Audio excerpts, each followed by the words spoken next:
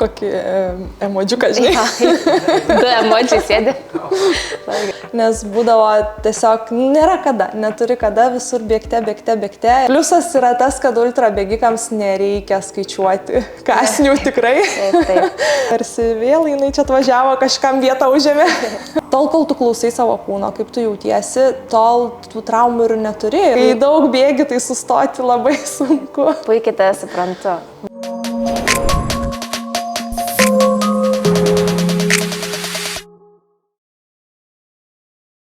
Tai labas, Gitana. Labas, Eglė. Smagu, kad aplankei mane sveikatos terapijos centre. Labai smagu, kad pakvietei. Pirmiausia, ultra bėgimo pasaulyje tikrai tu žinomas žmogus ir šiaip tarp bėgikų žinomas žmogus, bet žinau, kad žiūri ir kas galbūt nesidomi tiek labai daug bėgimų. Tai ką aš tikrai žinau, kad tu esi 100 km moterų rekordininkė Lietuvoje. Teisingai. Taip, teisingai. Ir tavo laikas yra toks kosminis 7 valandos 34 minutės 5 sekundės. Teisingai. Teisingai. Gal gali pasakyti, koks čia tempas vidutinis? 4 minutės 35 sekundės gal. 1 kilometrą bėgant 100 km. Bendrosim. Taip. Čia, kad maždaug taip įsivaizduot. Sakau, kas nebėga tų atstumų, tai nelabai ir įsivaizduoja, kas tai yra. Vis laik sako, tai kiek tai užtrunka? Nu, sakau, darbo dieną praktiškai. Va, geras palyginimas, visą darbo dieną. Tai sakai, Gitana, truputėlį pradėjome kalbėti apie tos atsistatymus, tai ką tu darai, kad tu tai jau gali bėgti? Iš tikrųjų, tai kaip ir sakau, čia dabar atvykus, jau dabar pasidarė labai aktualu tie visi atsistatymo dalykai. Ir vis labiau apie tai pagalvoju, nes bėgime aš jau arti 10 metų sportuoju. Ir iš tikrųjų daug, kai pradedam mes bėgti, tai bėgikai paprastai bėgam. Bėgam ir viskas, ir negalvojam, kaip čia dar savim rūpintis, kol nepradeda lyst kažkokios traumos, nuovargiai ir taip toliau. Tai dabar jau su laiku, tiem rezultatam gerėjant ir juos pakelt vis sunkiau darosi, reikia padėti savo ir vis pagalvoti, ką dar gali padaryti, ne vien tik treniruotėm.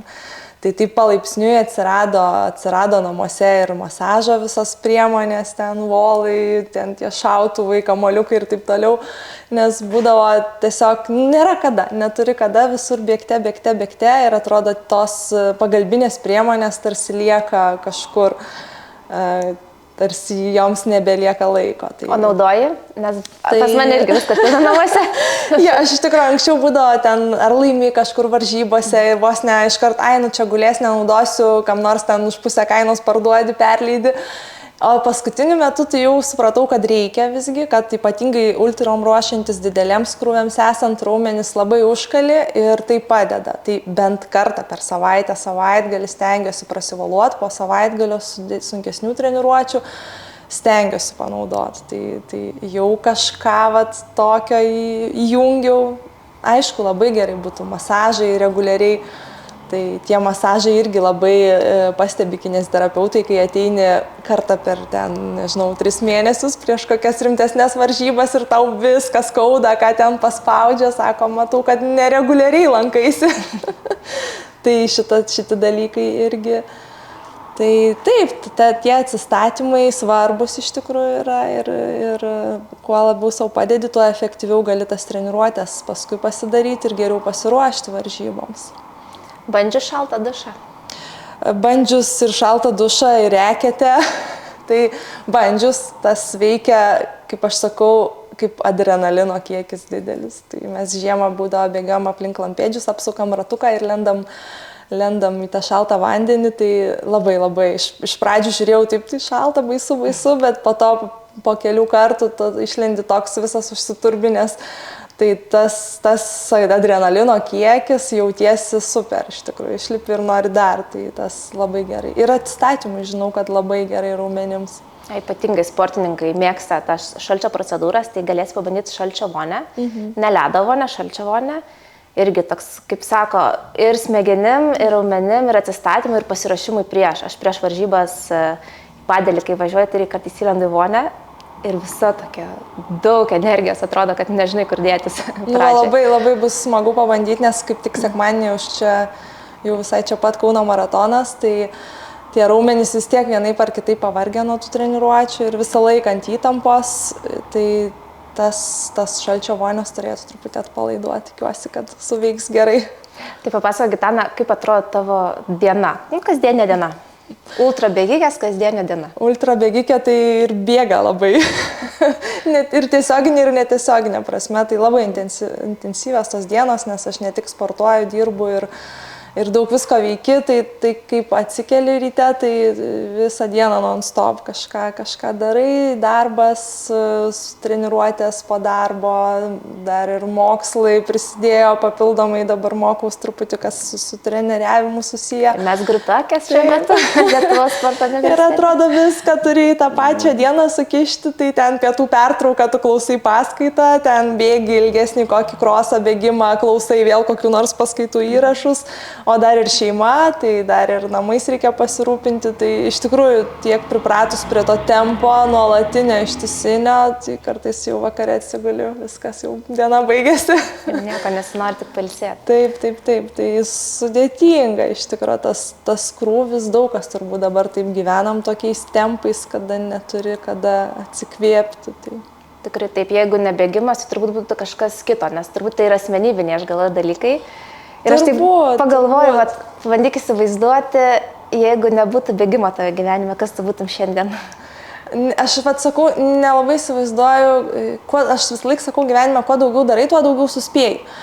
Ir jeigu tu kažkokios veiklos neturi, tarsi turi daugiau laiko, bet to laiko kaip ir nelieka. Tu kažką ten prasistumdai, ta diena praeina, galvoji, kas čia labai paveikiau, nieko aš čia labai nepaveikiau.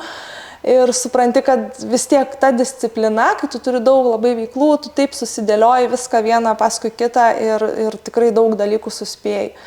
Tai nežinau, jei nebėgimas, ką veikčiau, bet bėgimas man labai prilipo kaip asmenybei, nežinau, pagal fiziškai gal labai tiko, tai labai man jis patinka ir po darbų tam tokiam išsikrovimui ar pasikrovimui gal abiem prasmėm. Kokia tavo mityba? Nes aš įsivaizduoju vis tiek, ultra bėgikose turi būti tam tikros taisyklės ir angliavandenių vartojimas, skysčių vartojimas. Ar kažkiek prisižiūri, ar tiesiog labai intuityviai visą tai darai ir tau pavyksta? Su mityba tai čia labai sudėtingas klausimas, iš tikrųjų labai reikėtų ją prisižiūrėti, čia irgi vienas iš tų, sakau, dalykų, kas yra labai svarbu mums. Ir kartais stengiasi, kartais mažiau pavyksta, nes tas stresas gyvenime, jisai vis tiek priveda prie to, kad tu daug valgai ir to nesveiko maisto, krūvis darbe, kažkokios sudėtingesnės situacijos, tai saldumynai, cukrus.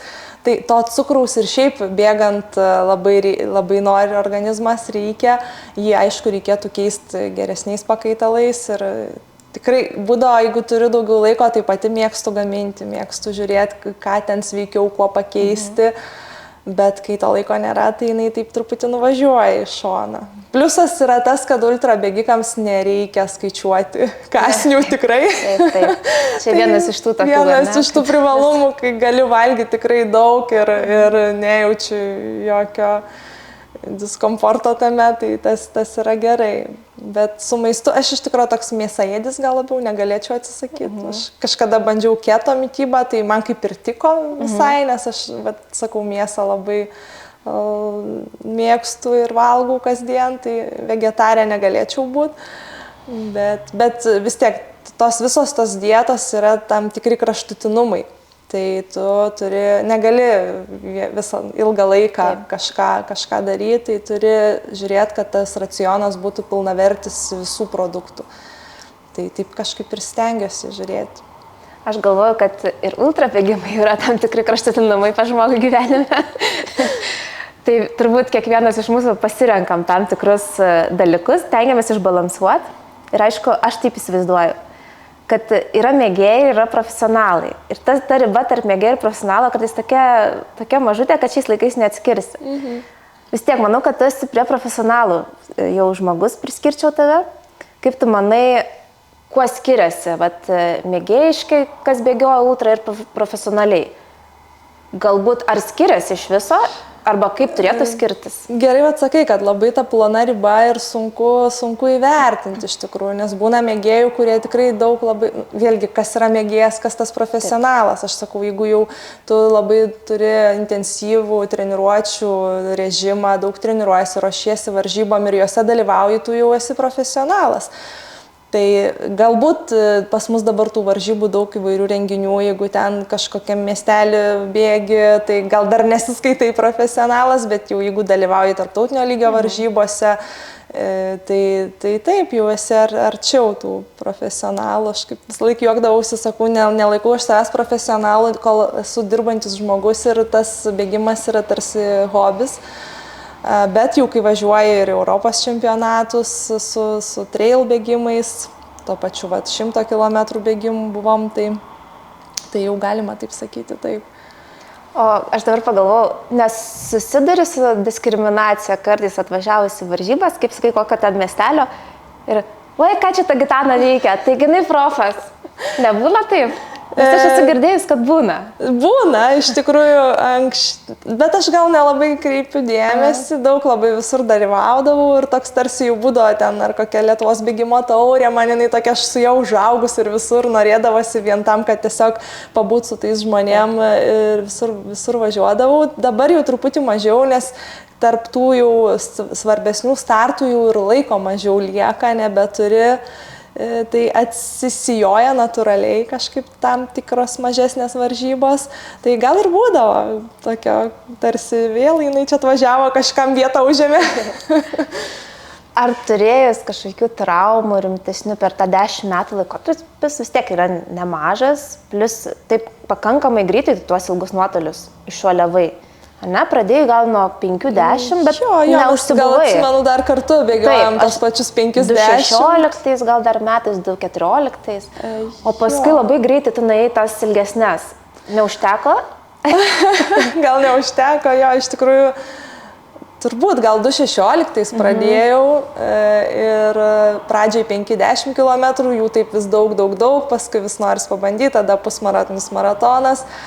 Ir kaip gal toks buvo kažkurio momentu, kad čia 100 km varžybos reikia pabandyti. Ir tas pirmas bandymas toks buvo visiškai, kas čia bus, net neįsivaizduojant, kas Aš dar atsimenu, kai mes starte, ką mes čia veikiam, sakome, ką mes čia veikiam, aš irgi ten tokia išplaukus. Belė reikia man to 100, taip, bet tada labai gerai daug būna, kad tiesiog nori pabandyti, išbandyti savo ribas. Ir man jis toks buvo labai sėkmingas. Iš pradžio aš pati net nesupratau, kas, tai kiek čia, ten buvo pirmas kartas, gal 7:38 ir aš nesupratau, kas tai yra. Tiesiog, kažkoks skaičius, kuris nieko nesako. Ir tik po kurio laiko, gal ten kažkur statistiką suvedus, aš pradėjau žiūrėti, kad ten tų metų rezultatuose buvau gal ar 2 ar 3, neatsimenu. Pagalvojau, gal čia jau visai rimtas rezultatas, tik tada ateina, nes kai tu pirmą kartą kažką darai, nieko iš savęs nereikalauji ir kitą kartą net geriau viskas gaunasi. Tai matyt, turiu tą ištvermę ant tų ilgų bėgimų ir puikiai jaučiausi, kas yra svarbiausia, nes jeigu tu kažką pabandai ir tau būna labai sunku, labai ten blogai skauda kažką ir gal tu kitą kartą net nenori kartoti. Tai man kažkaip viskas labai sklandžiai, aš puikiai jaučiausi, puikiai praėjo, dėl to buvo, tai gerai, pabandom dar kartą. Aš tai kartais ir pagalvoju, yra žmonės, kurie turi labai gerus duomenis ir jiem tinka ta sporto šaka. Ir natūraliai tu gaunasi, kad tu gauni daug pasitenkinimo, tiek varžybose, tiek treniruotėse. Yra žmonės, kurie labai nori, bet jiem tiesiog neduoda tam tikri duomenys ir jie pradeda traumuotis, nes tada galvoja, kad aš per mažai sportuoju, galbūt aš per daug valgau, dažniausiai taip. Ir prasideda tie kraštutinumai, kurie nuveda į dar didesnes traumas ir ypač psichologinės. Tai kartais tas toksai turbūt pagalvojimas, kad taip, tam tikros sporto šakos atitinka tam tikrus duomenis ir kartais nereikia tos kraštutinumus nueiti. Bet kartais iš tiesų galbūt reikėtų, kaip tavęs klausau, ir man toks įspūdis, kad tu net nebūi taip, kad man būtinai reikia pirmos vietos, būtinai rekordą pagerinti, tiesiog mėgaujas ir tau natūraliai gaunasi. Ar tu labiau žmogus, kuris į rezultatą orientuotas ir į procesą? Ir tas, iš tikrųjų, kai atsiranda tie rezultatai, tai natūraliai, aišku, kad žiūri juos. Tai kalbant apie tai, kaip žmonės jaučiasi, tai labai svarbu iš tikrųjų klausyti savo kūno.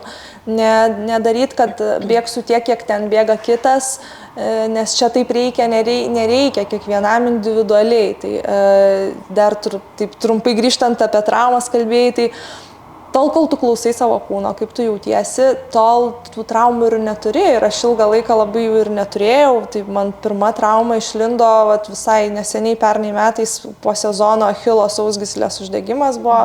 Pirmą kartą per turbūt tuos 90 metų kažkas tokio, nors visada buvo labai intensyvus krūviai. Tai tiesiog reikia klausyti savo kūno ir neperspausti, jausti, kada reikia truputį paleisti, pailsėti, jokių būdų nesekti kitais, kad ten kitas bėga ir man tiek reikia, arba kitas bėga tokiu greičiu ir man reikia, tai ne. Ir taip pat tos startus stojant dėl tų rezultatų, tai daug labai maratono esu turėjus ir tais kartais, kai tu susitvardai ir tu žinai, kad mano ten tempas bėgti visą maratoną yra toks ir aš turiu jį išlaikyti, neperspausti, tada geriausiai būna geriausi rezultatai. Jeigu tu tik truputį gerai, šiandien pabandysiu stipriau ir iš to stipriau gaunas, kad pabaigoje tu jau pritrūksti jėgų, susidegini, tai irgi būna nesilaikyti, reikia kitų, kad už kažko, kas stipriau bėga, nes tada tik blogiau savo padarysi.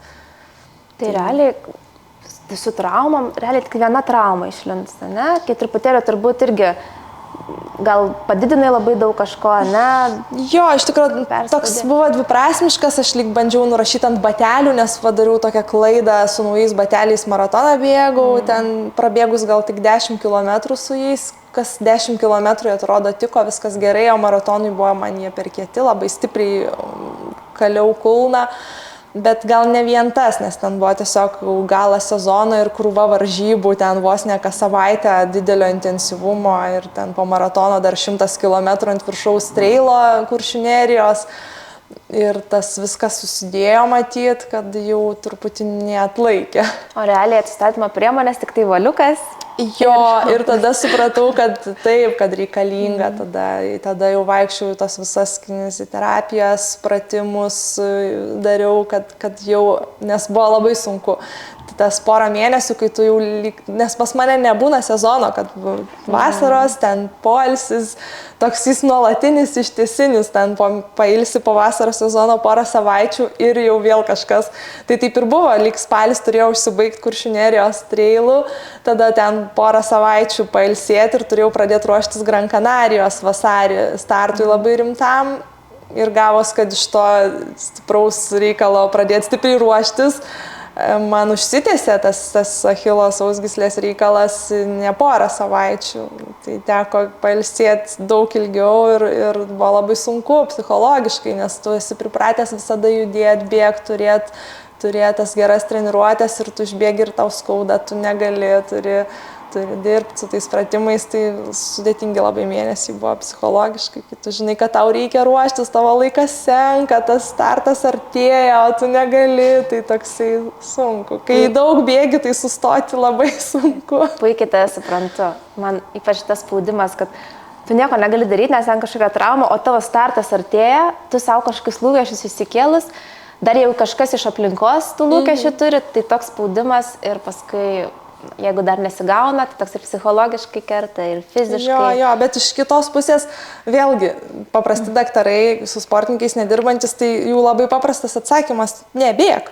Jo, ir labai neteisingas atsakymas, nes kaip tik, ir ypatingai su šitą sausgyslės traumą, tai buvo, tu turi sportuoti, tu turi atitinkamai adaptuoti krūvį, duoti jį lengvesnį, daryti pratimus, nes jeigu tu tiesiog gulėsi ant sofos, nieko nedarysi, tau nepasitaisys niekas. Tai tas atsistatymo visi dalykai, labai svarbu jos teisingai parinkti, savo padėti, kad kuo greičiau grįžti.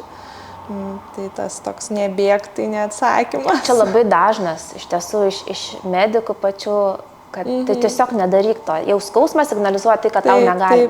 Bet tu labai gerai sakai, ypatingai sportas, reabilitacinis tas visas, gal ne sportas, bet reabilitaciniai tam ir skirta, kad tu galėtum dar geriau daryti tuos dalykus, mažiau skausmo ir siekti rezultatą. Gitana, pasakyk man, jeigu, tarkim, turi kažkokius rezultatus nusistačius, kurias nori pasiekti, ir tarkim tau nepavyksta to padaryti, ne, nu kažkas nutinka. Ar labai, kaip taip liaudiškai sureikščiau, kerta per galvą psichologiškai aukšto meistriškumo sportininkui, ar tu kaip tave kaip tik užveda? Bet kitą kartą užtat. Nu, visokių dviprasmiškai, taip vėlgi, taip, pyksti labai ant savęs. Ant savęs pyksti? Iš tikrųjų, jo, ir tas momentas yra, kad tu po to supranti, kad daug kas yra tupi mūsų galvose. Ir tikrai yra, kad pasiduodi anksčiau laiko ir tu žinai, kad tu tikrai galėjai ir geriau, bet tas psichologinis momentas, tas susidūrimas su kažkokiu yra tas dalykas, maratone labai yra tas tempo sekimas ir jeigu tu pradedi šiek tiek lėtėti, turi užsikėlęs savo ten tą kartelę, ką nori pasiekti, kas kartą vis sunkiau pagerinti tą rezultatą, nes tos sekundės nusikerpa vis sunkiau. Ir jeigu tau ten kažkas taip ne visai tą dieną sklandžiai, tu pradedi lėtėti, pradedi nervintis. Ir tas momentas yra, kad toks neteisingas gal, nes iš pradžių tu bėgi ir tu taip kažkaip nesiorientuoji tą rezultatą, o kai pradedi orientuotis, aš čia nebepasieksiu to laiko, kokio noriu, čia asmeninio kažkokio nebus, tai tada jau nebesistengsiu. Ir tikrai buvę varžybų, kad ten iki 30 kokio kilometro dar patempi ir paskui tai jau dabar nebesvarbu. Jau nebereikia. Po to, aišku, gailėsi, parabėgin, galvoju, tai galėjau iki galo pakovoti, gal ir lėčiau, bet vis tiek. Tai po to dažnai būna, kiti mato tos skaičius ir sako, čia susideginai pirmoji pusė, antros nebepatempiai. Bet tas nebepatempiai daugiau psichologiškai pasidaviau. Būna, kad dar ten kažkokia pozicija, pirmos vietos, negaliu šiandien aš pasilaikyti su ją, lieki tarsi antras ir jau savo tarsi pralaimėtas ir jau paleidi, nebereikia. Čia tas toks maksimalizmas siekimas. Yra. Ir kartais atrodo net pačios smegenys tave užblokuoja, kad tu to nepadarytum, tarsi savisauga įsijungia. Tai čia iš tikrųjų reikėtų ir aš tai manau, kad reikėtų sporto psichologo, kuris padėtų tokiais atvejais, ko pas mus Lietuvoje nėra ir iš tiesų labai gaila, nes tos, kaip sakai, galimybės labai didelės pa žmogų, bet kartais tiesiog... Tai yra darbas su savimi, taip, ir labai, labai rimtas, kaip aš sakau, turėjau tokį patį pavyzdį su Gran Canaria, vienų metų nefinišuota ir kitų metų puikių rezultatų. Tai tas nefinišavimas, kaip jisai buvo visiškai galvos užsiblokavimas, kad aš nebegaliu. Ir kojos tai gali, tau nieko neskauda, tu nesusitraumavęs, tau nieko nėra, tu tik turi judėti ir tarsi labai dažnai galva, smegenys duoda impulsą judėti ir tu judi. Bet jeigu smegenys atsijungia, kad aš nenoriu, negaliu, dar kažkas ir tu save užsiblokuoji anksčiau laiko. Ir viskas, ir sustoji, sulėtėjai, visai kaip. O būna ir atvirkščiai, būna antras variantas, ta pati Gran Canaria, kai aš jau ten važiavau tiesiog finišuoti, nes po traumos ir galvoju, aš čia nepasiruošiau kaip reikėjo, nepadariau tų visų darbų, bet aš labai norėjau ir tas toks buvo nesuvestos sąskaitos. Tai visos mintis buvo į tai sutelktos, kad aš finišuosiu tą distanciją ir viskas, smegenys kojoms liepė, joms tai reikėjo išbėgti. Tai ta psichologija yra labai svarbi. Tai aš, Gitana, pakviesiu tave į hiperbarinę deguonies terapiją, kur irgi labai gerai psichologijai. Ir nervų sistemoje stato netgi nervinės ląsteles, ypatingai turint tokias perkrovas, kaip ruošiantis maratonam, ultramaratonam. Iš patirties galiu pasakyti, aš nesiruošiu, bet gerai bėgu sąlyginai šiuo metu. Tai įdomu, kaip tikiuosi Kauno maratone tau viskas labai puikiai seksis. Tai patagulėsiu čia, pagalvosiu su savim, pasikalbėsiu. Taip, pasikalbėsiu su savim ir pirmiausia, tai išbandysiu šalčio vonę. Tai patys smagiausi dalykai. Atsipalaiduot raumenims, gerai. Tai keliaujam. Keliaujam.